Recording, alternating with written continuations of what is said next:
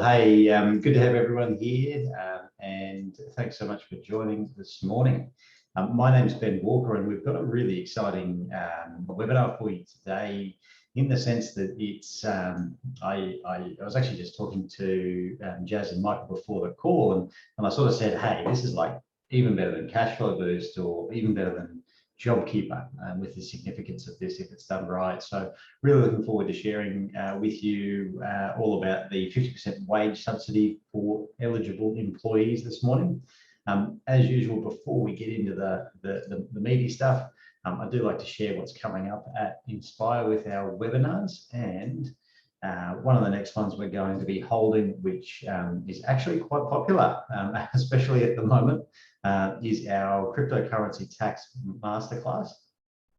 We've got an exceptional amount of people registered for that already, but we're going to be covering the ins and outs of all the different types of crypto investing, whether you sort of buy and hold it, you're trading it, you're staking it, you're mining it, whatever it is. We're going to cover the ins and outs on that, just so you can get your head around the tax implications, because there is a lot of misinformation in general out there at the moment, but definitely relating to tax on crypto. And thank you, Rose, so much for posting that link in the chat box if anyone is interested in joining us on that. And we might get into the topic of today. That's the only one we've got actually scheduled in. The only webinar we've got scheduled in this side of Christmas is that cryptocurrency tax masterclass. So I'm going to be taking a break over those Christmas holidays. But in terms of this today's webinar, I do want to introduce you to my two co-hosts today. The first one who'll be talking is Michael Dunn. Michael, I think I've known you for maybe sort of 4, 5, 6 years, maybe so far. It's been a while. Michael's journey started at Godfrey's, where he was there for 20 years as a vacuum retailer, and went on to run sales teams in his own business, becoming the #1 franchise in Australia and New Zealand. President of the franchise group, and trained as well as coached franchisees with his own unique methodology and best practice. He's the co-founder of Epic Sales Group. He's built over 40 sales teams, and Epic's vision is to give business for good an unfair advantage in the marketplace by arming them with a modern sales function to impact better change in the world. So thanks so much, Michael, for joining me today. And also joining us is Jasdeep Kang, or Jazz. Jazz has been in the education industry since 2006. He joined the Australian College of Higher Studies over 12 years ago as a training manager, and quickly went on to be the general manager and the compliance and quality assurance manager. During this time, he's been instrumental in the growth of the company and its broad scope of nationally accredited qualifications across various industries such as retail, hospitality, business, project management, community services, horticulture, and more recently, process manufacturing. So I am really looking forward to both of these gentlemen sharing. And just broadly what we're going to be covering, we want to keep this session really interactive. Everyone's kind of got their own questions around this. I've talked to so many different clients on this. And yeah, there's tons of questions. I'm not the expert on this stuff, so that's why I've got Jazz and Michael on the call. So please use their expertise by using that chat box or Q&A. But broadly, what we'll be covering is what makes the business eligible for this. And I'm certain that's changed since it was originally announced as a response to COVID. Who are eligible employees? Like what do they need? What different types of things can they study to be eligible for this? And then how to apply or process to claim on it. So I'm going to pass over to Michael to sort of share his information first.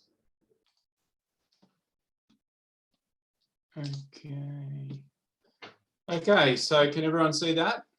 Yep, coming through it perfect.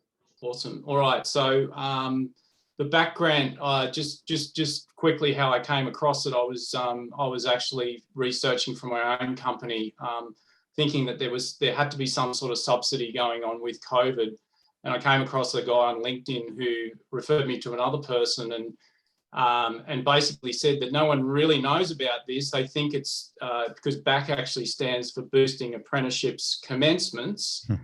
So you would think it's just for like tradesmen or plumbers or stuff like that, but it's actually ubiquitous. It goes across, since COVID came in, they actually extended to all businesses. And the funny thing is not really many people know about it. So I'm really excited to share this with everyone today. So basically, what is the BAC grant? It's a government wage subsidy that they have for new employees. And what they do is they upskill those new employees with a national qualification, either a certificate or a diploma. Initially, there was 100,000 places that were allocated last year, and they took them up so quickly. But due to COVID, they ended up expanding it with a focus on bringing on new employees and growing businesses back from obviously the impact of COVID. So why is this available? I mean, basically the government wants to support job creation. I don't think like the government has done a very good way of marketing this, to be honest. Not that they ever do, because as I said, no one really knows about it. And at the same time, the big part of this is you can use this to upskill your team within your business in different areas. And that can be partially or fully paid for by the government, which is pretty cool. So the benefits to the business, the three big ones, as I said, upskilling the team in your business, personal development in your team, so you can get your team excited by this because they're gaining a qualification. Last but not least is that there's a hefty wage subsidy that helps you to scale your business. And I'll talk a little bit about a few examples of that as well shortly. So some of those areas that you can upskill your team in your business, areas like marketing, leadership, logistics, admin, HR, sales, project management, and customer engagement. So that just gives you a few ideas of probably the top, I'd say the top, top 8 that we see businesses taking advantage of at the moment. So in terms of the personal team development, they end up receiving a diploma or a certificate, which is very tangible. The electives can be made and customized to the individual's career, so you can actually kind of sit down and work out exactly what they need and what they want out of the role. And it provides growth, development, and variety, and it's a huge boost for team morale as well. We've seen this in our own business, which I'll talk about shortly. So the wage subsidy itself, the basic subsidy is $7,000 per quarter, and if the wage is 56K or over. So if for example it was $40,000, you would get 50% of that 40,000. But anything over 56,000, it would still be the 28,000 because it's capped at the 56,000. Now, depending upon the state that you're in New South Wales, it differs a little bit more because and Jazz will go into this a little bit more, but the government training is paid for fully in New South Wales. In other states, you still get a hefty amount of money, but it's not quite as much as New South Wales. But as I said, Jazz will go into that as well shortly. And as I said, it's paid $7K per quarter in arrears. Just an example of our team. This was Nicole, who we brought on in August. So she does the recruitment, sales team building for our business.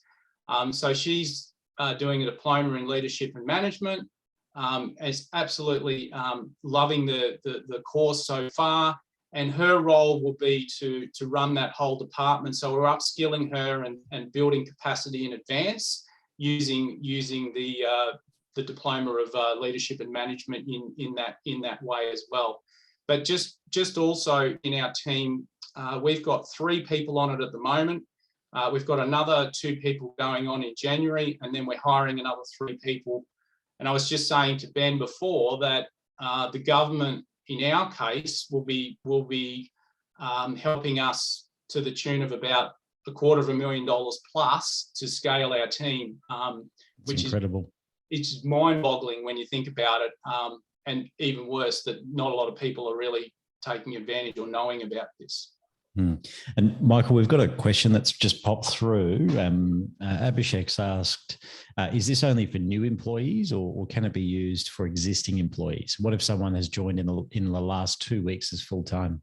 Yeah, so that you can retrospectively go back 3 months, even a little bit more, Jazz, is that right? Sometimes you can go a little bit further than 3 months back, is that right? I can add to that. If the person has joined in the last 2 weeks, they certainly are eligible. If somebody has moved from a casual to a part-time position, you can go up to 12 months in the past. If somebody has been working with you for 12 months in a part-time position and is moving into a full-time position, that person also becomes eligible. And the third one is if you've hired somebody in a part-time or a full-time position in the last 3 months, they equally become eligible as well. Yeah. So in my first hire that I did was for our marketing communications manager for Jen, and that was done back in, we hired her in April, and I actually filled out the paperwork in July, August, and I ended up getting the 7K in retrospect. So that pretty much came through about 6 weeks later, which was pretty cool as well. So so just in terms of eligibility, this is what we just went through there. So full-time employees, basically around that last 3-month mark. The part-time ones, as I said, it can go back as far as 12 months. They do have to be Australian citizens, so you can't be bringing people from offshore. And the other criteria that you do have to provide is 3 hours per week for learning. You have to set that time aside so that they can do that. And then obviously there is a time frame on this. There is a sunset on this, and that's on the 31st of March. So we're recommending that people get their skates on and apply by January, because we do foresee that there will be a fairly large bottleneck of people trying to get it through in February and March from what we've seen. So in terms of what's the catch, really there is no catch. It's mostly that most people don't know about it. They think it applies only to junior trainees or apprentices. And then, like all government things, they don't make things particularly easy in the process, which is why I teamed up with Jazz to make sure that we could basically help people to get through that process as easily as possible. And then, the last one is not knowing how to use it for the benefit of the company. Now, Jazz is very big on this in terms of putting the skills, putting the training to the skill set that you're trying to upgrade in your team as well. So the delivery of the program is done online. So firstly, you just select the right training option, which Jazz will talk a little bit more about shortly. You sign them up, you both commit to it. You do your paperwork, you allocate your 3 hours a week. The RTO trainer checks in, I think, about every 6 weeks on average. And then once you've ticked that off, you submit your pay slips. I've done it myself. I've done it twice now. You basically just submit your pay slips in. And I think the last time I did it on a Friday or something, and I got paid on the Monday or the Tuesday. So that's not always the case, but for some reason, Jazz thought I was a bit of a legend in that area. But that seemed to be what happened. Few other exampple of people that we've hired for. Awesome. Sorry, just before we jump into that, Michael, we got another question from Simona. With the 3 hours per week, can that be averaged out? So, let's say 9 hours every 3 weeks. So they do it in blocks. Is that? Ben, there is no such regulation which stipulates that a person must do 3 hours per week itself. It can be averaged. Yeah. There is a bit of flexibility there. There's no such thing where you need to have a recording mechanism where you've allocated the 3 hours per week per se. So Fantastic. It's really about 12 hours in a month that you can give to the trainee flexibly. Wonderful. Thanks, Jazz. Awesome. So just some other examples of people that we've shared this with nationally. We had a property manager in Canberra who took up a Cert 4 in business with a focus on HR and marketing electives. Here in the Southern Highlands, where I live in Moss Vale, we had a person take up an office management role, and they did a Cert 4 in business. And then in Queensland, we had a manager who was in a property, actually it's a property investment business for Defence Force people, and she took on a Cert 4 in business with a focus on sales electives. So that was a business development role. In terms of frequently asked sort of questions, what happens if a person leaves? You still get paid up to that time that they have been in the business. So if they're there for 3 months, you get the first 7K, and they leave, and that's okay. What if they earn less than 56K per annum? That's okay too. Like I said, if they earn 40K, you just get 50% of the 40K, which would be $20,000. Freelancers or contractors or casuals eligible. Freelancers and contractors, obviously no. Casuals, if they do move to part-time and full-time, would that be right, Jazz? I'm sorry, Michael? If casuals aren't actually eligible, the minimum hours per week is 21 hours, is that right? So just to clarify that, if a casual moves into a part-time position, yes. When we talk about a part-time position, in most of the states, it's about 21 hours minimum per week, except for Victoria, which is 15 hours, is still acceptable for some reason. It's a little bit unfair, I think, but that's the way it is. And the other one is, can I apply myself if I'm a business owner? That's a no. So the directors cannot actually apply for this themselves. Are there any out-of-pocket expenses? Jazz will talk a little bit about that in a sec. And then obviously, what if my employees don't want to do it? There has to be mutual agreement before you can go ahead with this. So we do talk about how you frame this to the employees. You don't just talk about obviously the wage subsidy. It is an amazing opportunity to upskill your team at the same time. And every time we've presented it to our team, they've jumped at it. So the answer to that is they probably could say no, but you'd be questioning whether they are the right employee if they didn't want to upskill themselves in the first place. So, and that's basically what to do next. If you are interested, we've got an eligibility spreadsheet we're going to share with everyone. And also, if you want to contact Jazz, we can help you take you through the process as well. Okay, thank you. There's just a couple of questions that have popped up. Nellie's asked, what about employees who've been with the company longer than 12 months? Are they still eligible? Unfortunately, no. If they were part-time or casual, yes, that could be possible.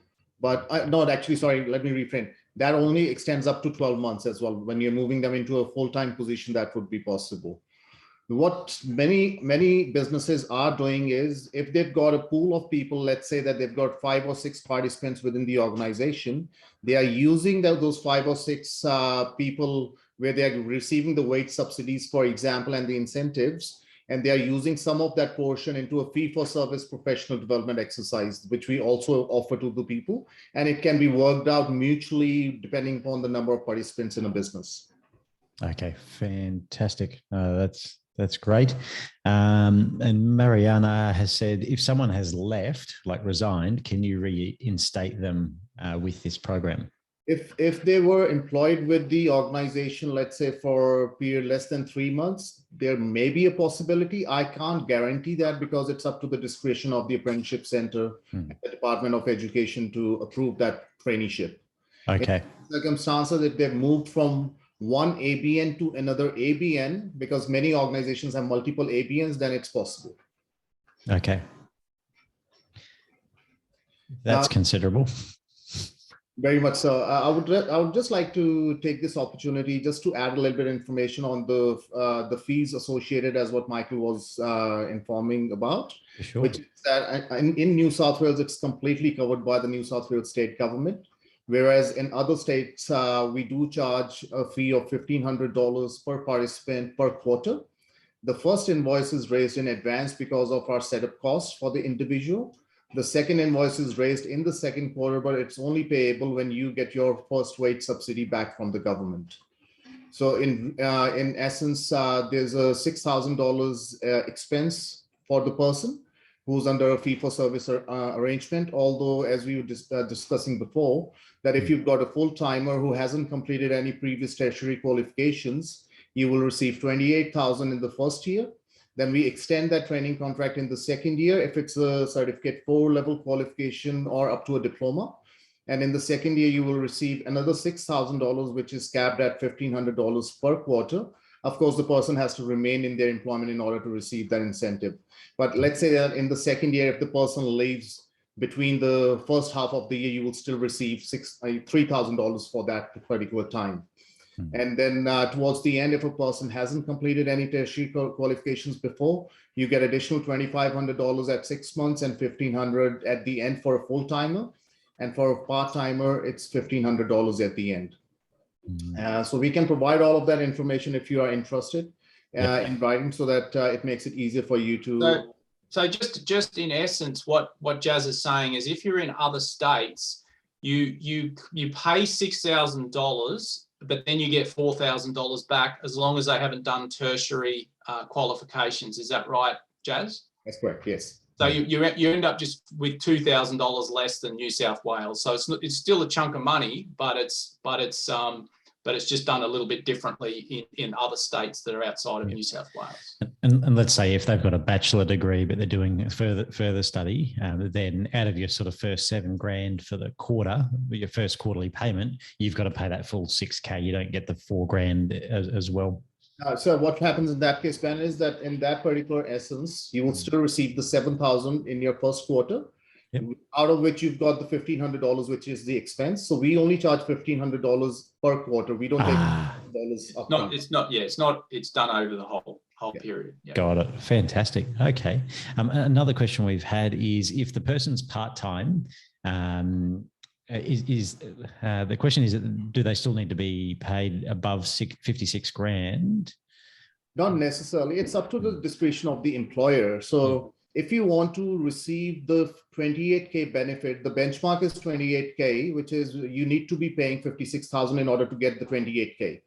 If, as Michael suggested earlier as well, that if you're paying them $40,000, it's a 50% wage subsidy. So you'll get 50% back, capped at $7,000 per quarter maximum. So if you're paying over 56,000, let's say that you're paying somebody $80,000, you will still be entitled to only receive $28,000 back.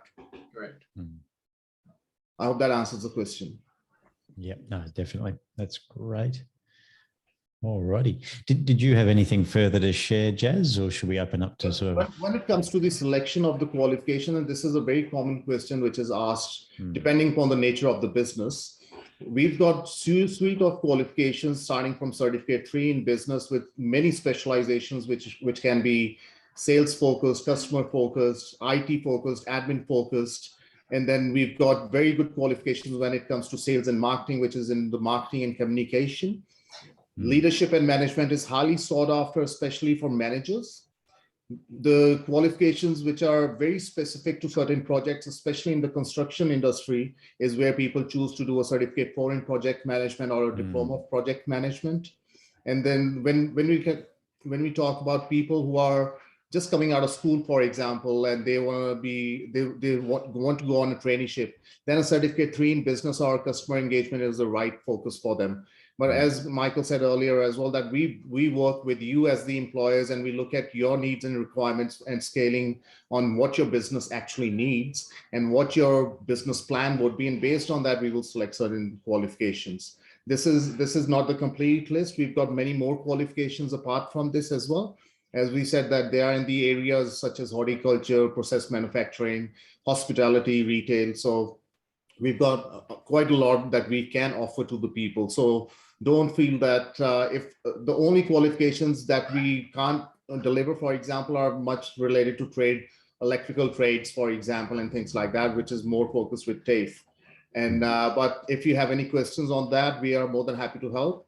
And I see that Abhishek's asked another question, which is about the course fees. which is Abhishek.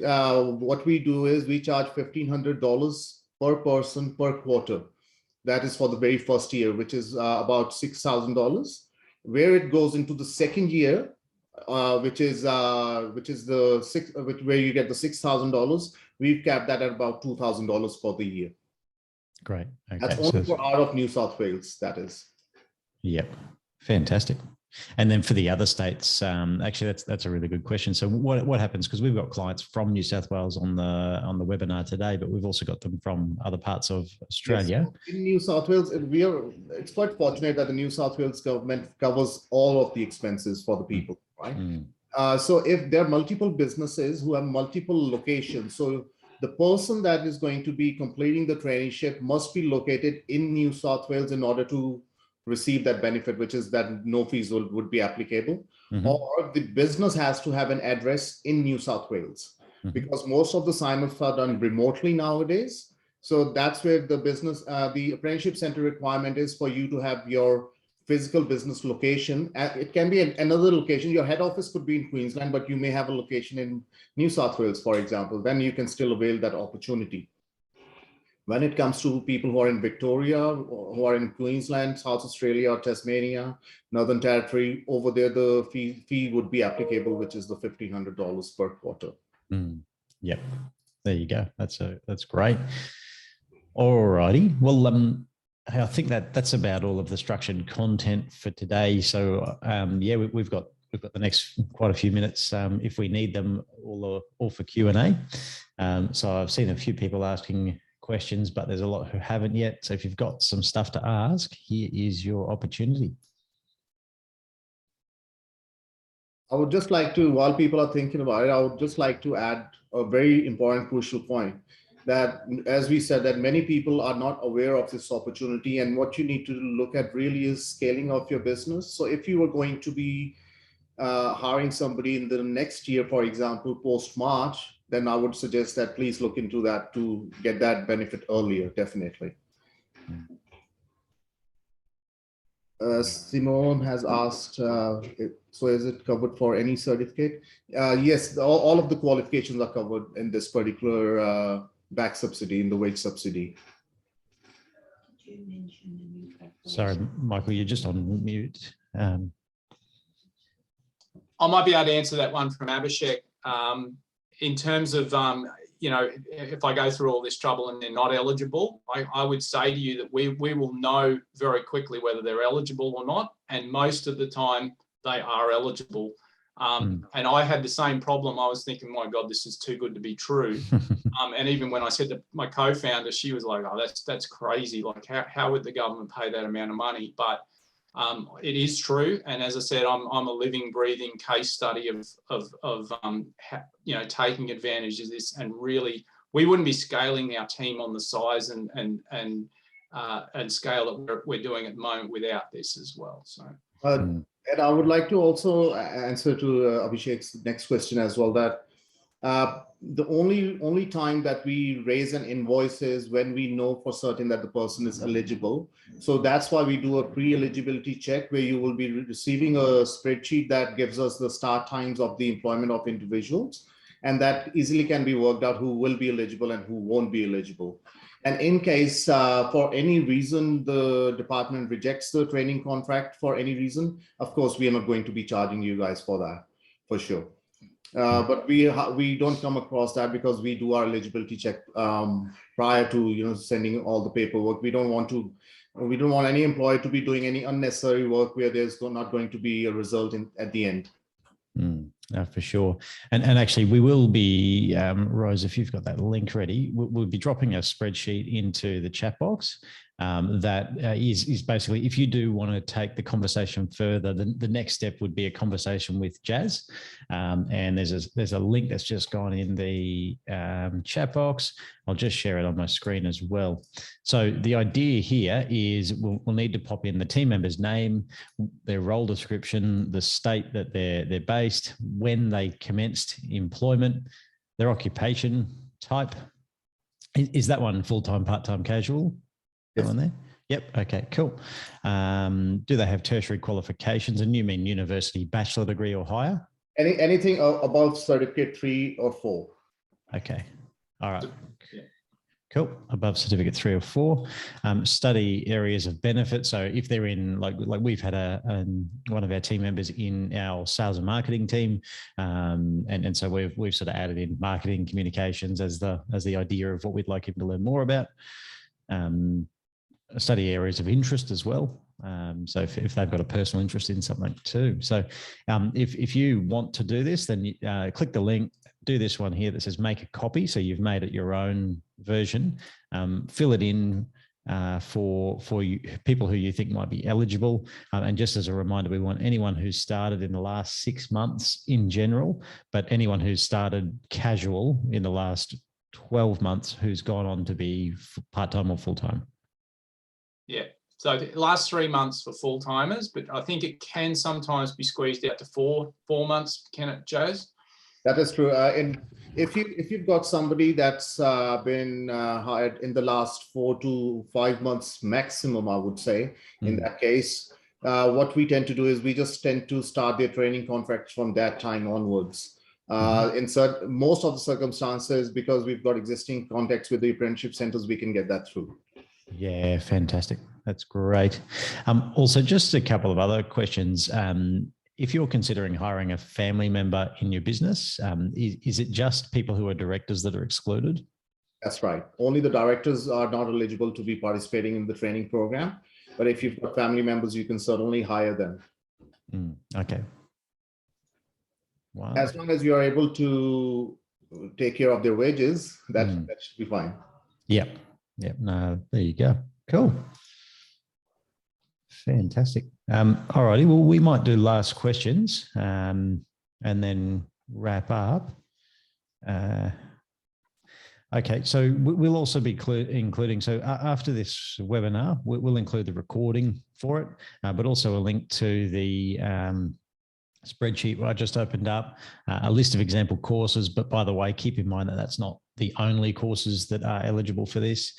We'll also include Jazz and Michael's details in the email as well, just so you can reach out to them directly. But yeah, if there's no other questions, I just want to thank you both for sharing what you've shared this morning. And I think it's going to be really helpful to businesses who go ahead and grow their businesses with the government's money. Correct. At least partly funded. Yep. Thanks for having us. Thanks a lot, Ben. Yeah, thank you. Thanks for having us. Appreciate it. Thanks, Ruth. And thanks to everyone who asked questions as well. It's always good to get that sort of feedback of where the questions are needed. Thank you. Awesome. All righty. Well, yeah, we might finish up there. All right. Have a great day, everyone. Have a good day. Thank you very much. Feel free to contact us if you've got any questions. Awesome.